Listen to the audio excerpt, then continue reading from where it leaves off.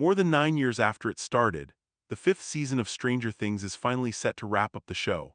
If you haven't gone back to those early episodes, don't worry. He has everything you need to know in chronological order so you don't get lost in the upside down.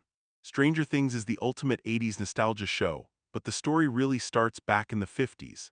A recent transplant to Hawkins, Indiana named Victor Creel was imprisoned, accused of slaying his family. Claimed that it was actually a demon who did it. We had 1 month of peace in that house and then it began. Victor's son Henry didn't die though. Henry was in fact responsible for the deaths of his mother and sister. The family had moved to Indiana from Nevada because Henry was troubled. That's an understatement really. He hated humanity, and the change of scenery only made things worse. Henry developed psychic abilities that enabled him to create horrifying visions his family saw. When his father thought he died, Henry instead briefly went into a coma and was sent to the Hawkins National Laboratory, overseen by Dr. Martin Brenner. Henry was labeled as simply one and became Brenner's first of many child test subjects. Brenner suppressed Henry's deadly abilities by planting a chip into his neck, but he also couldn't leave well enough alone. The U.S. government, everybody. Brenner tried to replicate Henry's powers, experimenting on at least 17 other children. One of those was Eleven, whom Brenner kidnapped almost immediately after her birth in 1971. Eleven's mom had been part of the CIA mind control experiment MK Ultra, which Brenner helped to oversee. At one point in 1979, Henry, whom Brenner had forced to work in the lab as an orderly, convinced Eleven to remove the chip from his neck. Henry swiftly killed all of the other test subjects and tried to get Eleven to join his misanthropic cause. Instead, she sent him to another dimension with her own powers. In the process, Eleven partially lost her memory. Over the next several years, Henry becomes the entity who eventually gets named after the Dungeons & Dragons monster Vecna. He creates his own warped world in the other dimension. In the meantime, Brenner continues to experiment on Eleven. In 1983, she opens yet another dimensional gateway in the laboratory's basement after making psychic contact with a grotesque creature. While riding home from his D&D session, 12-year-old Will Byers encounters the monster which has emerged through the gateway. He rolls a 1 on defense and gets taken to the other dimension. His mother Joyce reports Will's disappearance to the local police chief Jim Hopper. He's a laid-back guy. Mornings are for coffee and contemplation. Chief, she's keeping things in your coffee and contemplation. Joyce starts getting strange phone calls that she believes are from Will, and soon begins thinking that Will is somehow communicating through light bulbs. She eventually builds a makeshift Ouija board out of Christmas lights and letters painted onto the wall. Will's D&D group, which includes his friends Mike, Lucas, and Dustin, also search for Will in the woods, but they instead run into Eleven, who has escaped the Hawkins Lab. The boys bring Eleven to Mike's house where she explains that bad men are after her. She recognizes a photo of Will and inadvertently demonstrates her telekinetic powers, convincing the boys that she may be the key to finding their friend. Eleven explains where Will is using the boys' homemade D&D game board. She turns it upside down and puts a figure representing Will on the underside. Hiding. Will's hiding from the bad man. Eleven shows who Will is really hiding from by putting a figure of the D&D monster, the Demogorgon, on the board. The boys call the extra-dimensional monster by that name from then on. Basically, everything comes back to D&D for them. The boys ask Eleven to take them to where Will is, and she leads them to his house. Meanwhile, Mike's sister Nancy and her friend Barb go to a party hosted by Nancy's jealous boyfriend Steve. At one point, Nancy leaves Barb alone by the swimming pool. She's attacked by the Demogorgon and disappears too, finding herself in the upside down. Nancy becomes extremely guilty about Barb's disappearance and begins looking for her. In the process, she strikes up a relationship with Will's older brother Jonathan. Joyce makes contact with Will through her Christmas light board, then witnesses the Demogorgon coming through the walls of her house. Say what you will, it stays busy. Hopper and the D&D group watch as a body gets exhumed from a quarry. They all assume it's Will's, but Eleven insists that Will is still alive. She gets Will to speak through Mike's walkie-talkie. The group sneaks into their school to use a ham radio to talk directly to him. Just as they're doing that, Joyce, who got away from the Demogorgon, don't worry about it, rips the wallpaper off her wall and sees Will in the upside down. Eleven and the boys hear their conversation. Mom, it's coming where you are. How is it? It's like home, but it's so dark. Hopper also begins to think that something isn't right about the body recovered from the quarry. He confirms at the morgue that the body is fake and suspects Brenner of the setup. So Hopper breaks into the lab. He gets far enough to see the gateway in the basement, but is then knocked out by guards. He wakes up in his house and finds a hidden spy microphone. After noticing their compasses acting oddly, the D&D group and Eleven use them to search for the gateway to the upside down. 11 has a flashback to encountering the Demogorgon, so she redirects the compasses to protect the boys. Lucas sees this as a betrayal, though. He and Mike get into a fight, so 11 telepathically breaks it up, knocking Lucas out in the process. Embarrassed and ashamed, she runs away to go shoplift some Eggos. Hopper uses some connections to track down Terry Ives, who's in a catatonic state. Her sister Becky confirms Terry's involvement in the MK Ultra program. Becky says that Terry didn't know she was pregnant during the experiments and gives the official line that she miscarried, but Terry's convinced that Brenner kidnapped her daughter Jane. That's why the big bad man stole Jane Way. Stop her. Her baby's a weapon off fighting the commies. Later, when Hopper and Joyce finally meet 11, they realize that she's Jane. Mike and Dustin look for 11 but instead find two bullies. They're serious. One of them tries to make Mike jump off a cliff. 11 arrives to save them and breaks one of the bullies' arms. In the aftermath, she collapses and in tears admits to being responsible for the Demogorgon coming to Hawkins. They go back to Mike's house where government agents looking for 11 attack. 11 flips one of their vans and they escape thanks in part to a warning from Lucas, Nancy, Joyce, Jonathan. And Hopper use a walkie-talkie to contact a reunited D&D group who are hiding out in a bust in a junkyard. Just as the government agents are about to find them, Hopper arrives and takes them to the Byers' house, where they ask 11 to find Will and Barb in the Upside Down. But 11 is a drained battery. She's going to need a recharge in a sensory deprivation tank to make contact. So they formulate a plan to break into the middle school to make one for her in the gym. She finds Barb dead, sadly. A lot of fans seem to miss this for some reason. Maybe because it doesn't totally look like Barb, but Will's still alive, hiding in the Upside Down's version of his backyard fort. Hopper with Joyce breaks into the lab again. You'd think he'd have learned his lesson, but he hasn't, so quickly apprehended. Hopper makes a deal with Brenner, still mourning the death of his own daughter. Hopper gives up 11's location so he and Joyce can go into the Upside Down to look for Will. Brenner and a group of agents arrive at the school to capture 11, but she kills a lot of them with her powers. The blood attracts the Demogorgon. They love blood naturally, which attacks the remaining agents. Brenner appears to die, but he doesn't. Soon enough, the Demogorgon's attention turns to 11 and the boys. She's powerful enough by that point to basically disintegrate it, but also inadvertently sends herself to the Upside Down. Hopper and Joyce find Will in the Upside Down and rescue him. A month later, he seems to be okay. He's back to playing D&D. Will, your action. What should I do? I'll fireball him. I'll fireball the son of a bee. But he's hiding signs that he's not okay. He's still having visions of the Upside Down and coughing up gross slugs.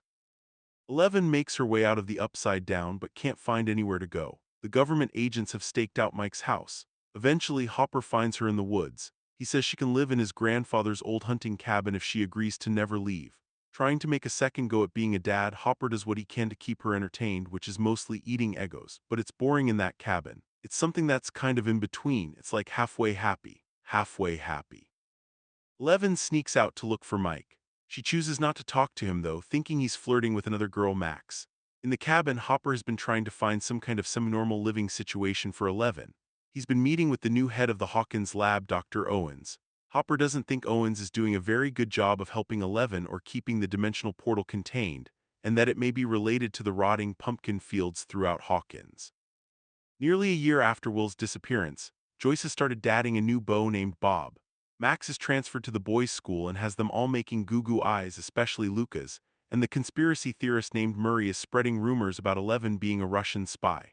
Joyce has also been taking Will to see Dr. Owens, who's basically shrugging off Will's episodes, which he can't hide anymore. Dr. Owens says it's PTSD from his disappearance, but there's clearly more going on than that.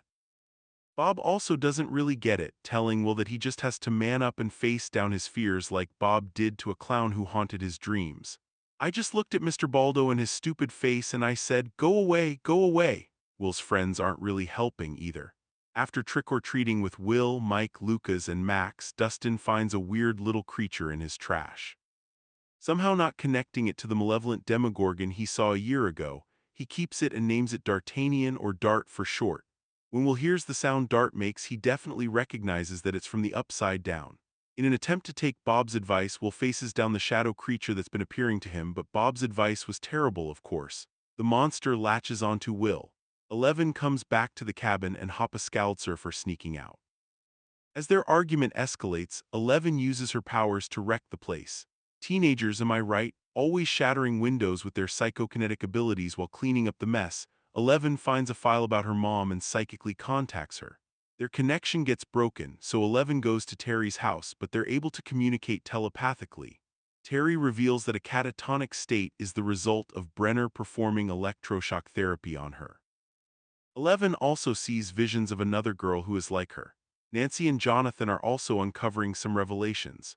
Bob's parents believe that she is still alive, but Dr. Owens reveals that Bob definitely did die in the Upside Down. He paid attention at the end of Season 1. He says he can't reveal that information for fear of enemy nations getting hold of it though. What he doesn't know is that Nancy is recording him. She and Jonathan take the recording to Murray. They send the tape to multiple newspapers after deciding to water it down. After being attacked by the shadow creature, Will starts demanding the house be kept cold and making strange drawings. At puzzle lover and lifelong residents of Hawkins, Bob identifies the scribbles as various landmarks around the town. It's a map of Hawkins. In particular, he pinpoints a pumpkin patch where Hopper was going to investigate. It's lucky too, because just then Will has a vision of Hopper in trouble. He's trapped in a tunnel under the pumpkin patch that looks a whole lot like the Upside Down. Bob, Will, and Mike come to rescue him, but then a group from the lab comes to set the tunnels on fire. This makes Will feel immense pain and he gets taken to the lab for treatment. Dr. Owen theorizes that Will must now be tied into the hive mind of the creatures from the Upside Down. That's all that's going on. Dart escapes from its enclosure and eats Dustin's cat. It is naturally a baby Demogorgon. Dart groups up with a bunch of young Demogorgons from the Upside Down. They're joining gangs younger and younger these days. Carly is now mentally tied in with all of the creatures, sends a group of agents from the lab to their deaths. The monsters then enter the lab. Joyce has to sedate Will to keep him from sending more instructions to them. While everything goes to hell in Hawkins, 11 takes a road trip. She goes to Chicago and tracks down the girl she saw in her mom's visions, Carly, who has the same number tattoo as her. She's number 8 and can project images into people's minds. Carly leads a group that's basically the X-Men. Society left them behind, hurt them, discarded them. We were dead, all of us. Or maybe they're more like the Brotherhood of Evil Mutants. They've been hunting down and killing people behind the Hawkins Lab experiments. 11 helps them locate Ray, the tech who ran the electroshock treatments on Terry. After a quick break to give 11 a mutant goth makeover, they find him. 11 nearly kills him with her powers. Two things stop her: seeing his young daughters and his claim that Brenner is still alive. But Gang retreats back to their hideout. Carly says 11 can either go back to hiding in Hawkins or help the group with their cause. She even puts an illusion of Brenner in 11's mind to try to convince her. But 11 sees a vision of all the chaos happening back in Hawkins and decides to go back. Poor well-meaning Bob gets killed by the adolescent Demogorgons right in front of Joyce, when he helps everyone else escape the Under Siege lab. Back at the Byers house, the heroes all come up with a plan to avenge him. Dustin realizes that the monster who has overtaken Will's mind is similar to the Mind Flayer from D&D, which means that killing it would also kill Will. The real Will, who is again trapped in the Upside Down, sends a message to the group that they have to close the gateway in the lab's basement. As the dog-like Demogorgons converge on the house, 11 finally comes back and saves everyone. They all then split up to carry out a multi-part plan.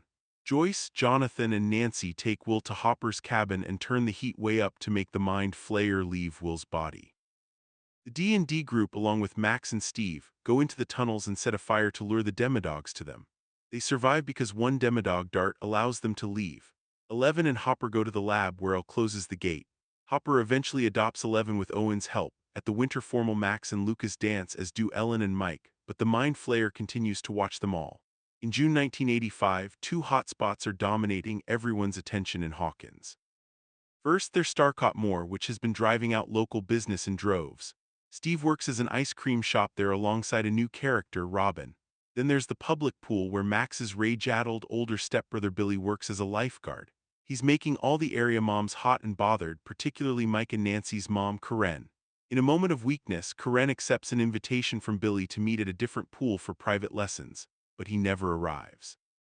Instead, he gets run off the road and dragged inside a mill full of rats who have all merged together into one being. Now under its control, Billy kidnaps another lifeguard, Heather, and brings her to his new master. The call is coming from inside the mall. They eventually deduce that the transmission is about an incoming shipment to the mall. That night they, along with Luca's little sister Erica, see Russian soldiers bringing cargo into the building. They follow and discover a secret lab under the mall, where Soviet soldiers are trying to create another portal to the Upside Down. Hopper isn't especially happy about Mike and Eleven dadding. He basically tells Mike to back off, and so Mike starts giving Eleven flimsy excuses to get out of dates. Eleven asks Max for advice and they become closer friends. When they go shopping at the mall together, they see Mike, Lucas, and Will there, which proves that Mike has been lying. Eleven breaks up with Mike. That sours the boys' next D&D session. Mike and Lucas are fixated on the girls while Will tries to focus on the game. It all devolves into an argument and Will is so hurt he goes home and destroys his backyard fort. The adults are also having relationship problems. Hopper asks Joyce out on a date, but she stands him up because she's obsessed with refrigerator magnets falling off. Just watch. After they talk it out, they go to the now-abandoned Hawkins Lab, which is of course a source of the electromagnetic disturbance. While there, Hopper gets beaten up by a Russian soldier. In some purely innocent teenage fun, Eleven and Max use L's superpowers to spy on Mike and Lucas. They also check into Billy, who somehow knows he's being watched. Lots of other clues have been pointing to the Mind Flayer's return, too. Nancy and Jonathan have been investigating people strangely eating fertilizer. Will also feels a presence and tells his friends about it, even with their strange relationship. Billy has been very busy. He's been recruiting dozens of people to serve in the Mind Flayer's army. At one point, a group of the heroes are attacked by two of the recruits at the hospital. Jonathan and Nancy are forced to kill them in self-defense, and their bodies merge into a single monstrous entity. Eleven uses her powers to send the creature back to the mill. She psychically reaches out to Billy, who lets her know that the Mind Flayer is out to kill her, specifically for closing the gate. He also relays Eleven's location at Hopper's cabin to the Mind Flayer, now an enormous mass of reconstituted bodies. The Mind Flayer attacks, the group manages to hold it off, and Eleven sends it away. But a piece of the monster gets embedded in her leg. "You're gonna have an awesome scar, you'll look even more badass. Bitchin', yeah, bitchin'." Hopper recalls seeing the Russian soldier who beat him up in the mayor's office, so he coerces the mayor into revealing that the Starcott Mall is a front for a Soviet plot to buy up abandoned homes. Hopper enjoys to investigate one of the properties and take a hostage, a Russian scientist. With Murray's help, they interrogate him and learn about the Soviet plot to open an upside-down gateway, hiding out in the mall with Steve, Robin, and Erica, after having only barely escaped the secret lab. Dustin contacts Mike with a walkie-talkie to let him know about the lab under the mall. Still evading lots of Soviet soldiers, Hopper, Murray, and Joyce also learn that the mall is the place to be. Everyone who isn't already there makes their way to Starcott. Eleven removes a piece of the Mind Flayer in her leg, inadvertently muting her powers. Hopper, Murray, and Joyce arrive and devise a plan to go into the Soviet base and destroy the new gate, thus killing the Mind Flayer too. Since Dustin has already been there, he'll guide them with Cerebro. Joyce and Hopper give heartfelt goodbyes to Will and Eleven. "I need you safe. This thing is after you, it's not after me." Billy soon arrives and the Mind Flayer begins a siege of the mall. As the others hold it off with fireworks, Eleven breaks the Mind Flayer's control over Billy. In an attempt to redeem himself, Billy throws himself in front of a fatal attack, saving Eleven, Mike, and Max. Hopper gets trapped in the room with the machine that's creating the portal. He nods to Joyce to destroy it anyway, and he appears to die when she does. As the Mind Flayer dies, Owens arrives with the military, everything gets covered up and the mall gets shut down. Mike and Eleven, who have been reconciling to the crisis, confess their love for each other, but Elle, who is still depowered, chooses to move to California with a bias family. 8 months after the mall battle, Mike and Dustin, along with Erica, have joined a D&D club led by metalhead Eddie Munson. It's called the Hellfire Club. "You boys, the future of Hellfire, I knew it the moment I saw you." That's an X-Men reference hat trick. Lucas, meanwhile, has moved on from tabletop gaming and joined the basketball team. Max has also broken up with him. He's having a hard time coping with Billy's death. In addition to running the Hellfire Club, Eddie is a drug dealer. He's got diverse interests. He brings a cheerleader named Chrissy, who he's been friends with since middle school, to his trailer home to sell her some Special K. Chrissy is very popular but has an emotionally abusive mother. In her traumatized state, she's been seeing visions of her grandfather Clark and spiders from the Creel house. When Eddie leaves for a moment, Chrissy goes into a trance where Vecna kills her. The spot where she's killed becomes a small gate to the Upside Down. Chrissy's boyfriend Jason leads the basketball team in a search for Eddie. They think he killed Chrissy and leads her satanic cult. Lucas joins them for a while but breaks off when he realizes they're wrong. David Harbour's name is still in the credits, so it shouldn't be a shock he's back. He survived the explosion but was captured by Soviet soldiers. It's always something. Joyce finds out about Hopper's fate after a porcelain dollar sent to her house with a note. It says that Hopper's alive and has a phone number. She and Murray call and talk to a guard at the Soviet prison where Hopper is being held. He demands $40,000 ransom to be given to a contact in Alaska. Murray and Joyce fly to Alaska together to deliver it. It's a double cross, though. The contact, Yuri, is a Soviet loyalist who drugs them with intentions of turning them over to the Russians, too. He even gives up the guard Hopper bribed to help him. Hopper tries to escape, but is brought back and imprisoned right alongside that guard. A still depowered 11 going by the name Jane Hopper is having a hard time at her new high school in California. She's bullied by a girl named Angela and her boyfriend Jake, and gets in some legal trouble for hitting Angela with a roller skate. You may or may not be aware of an incident that happened last night involving Jane at the Ringomania. That was an accident. We have a warrant here that says otherwise. That's just one of her problems, though. Owens, who now lives in Nevada, gets approached by an army colonel who thinks 11 is somehow responsible for Chrissy's death. Owens doesn't think 11 killed her but does know something is very wrong, so he intercepts 11 during her arrest and takes her to a missile silo. He wants to put her in a special isolation tank called Nina to try to restart her powers. While in the tank, 11 remembers her early encounters with Henry Creel. She learns that Owens is working with Brenner on their Nina project, leading to a failed escape attempt. Jake just happens to be visiting when 11 gets taken, so he, Will, Jonathan, and their new buddy Argyle go on a hunt for her that involves messages hidden in pens, mysterious phone numbers, and modems. Dustin's girlfriend Susie helps them figure it out. Vecna kills 2 more young Hawkins residents who are experiencing post-traumatic stress. Max investigates what's happening and realizes she fits the profile. Pretty soon she starts seeing the grandfather Clark and spiders that the others did, sure that she's about to die. She writes letters to her friends and to Billy. She reads Billy's letter by his grave. I think that maybe a part of me died that day too. Vecna possesses her like he did the others. Thankfully, Steve, Dustin, and Lucas have information the others didn't, thanks to Nancy and Robin. They know that music can break Vecna's control over someone, so they put headphones on Max's head and play her favorite song, Running Up That Hill by Kate Bush. Available now on Spotify and Apple Music. It works and Max is able to snap out of it, but Vecna's not done with Max yet.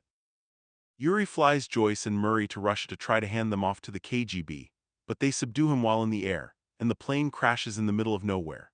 Murray disguises himself as Yuri so he and Joyce can get into the prison camp where Hopper is being held.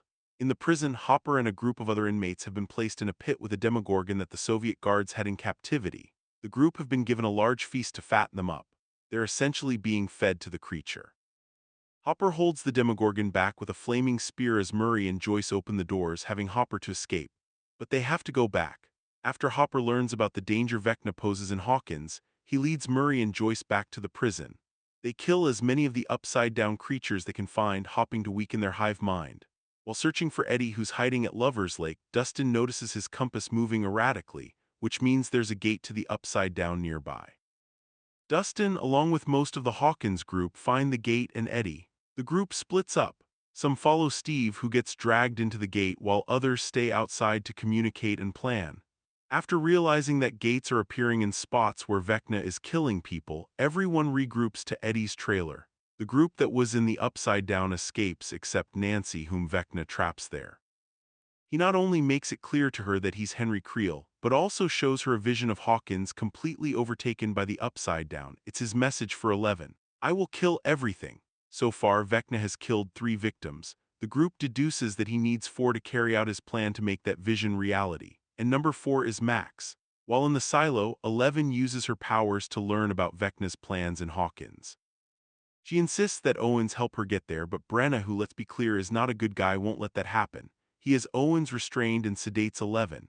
He insists that she finish her training, but then it all blows up. That colonel who believed 11 was a huge danger shows up with the regiment. They force her way into the facility.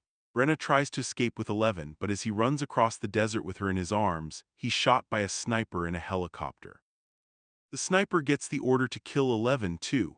But just then Mike and his group arrive in Argyle's pizza delivery van. They're enough of a distraction for 11 to take down the copter. As he dies, Brenna tries to explain himself. I've only ever wanted to help you, to protect you. 11 doesn't buy it though. She says goodbye to him and walks away, telling Mike and the others that they need to help in the fight against Vecna. 11 and her set up a sensory deprivation tank so she can help from Nevada. Steve, Nancy, and Robin go into the Upside Down in hopes of killing Vecna once he's weakened. Eddie and Dustin use the power of rock to lure away a swarm of bat creatures. Eddie is killed while doing so, going out in a blaze of glory. Max, Lucas, and Erica go to the Creole house where they know Vecna will come after Max. He does like clockwork and things more or less go according to plan. But Jason, Chrissy's boyfriend, ruins things. He thinks the group is sacrificing Max and tries to stop it, crushing Max's Walkman in a fight with Lucas. 11 is able to sever Vecna's control over Max after getting a confidence boost from Mike, who tells her he loves her. But with Max's musical shield broken, Vecna still succeeds in killing her. He's weakened though, so Steve, Nancy, and Robin set Vecna on fire and shoot him, appearing to kill him.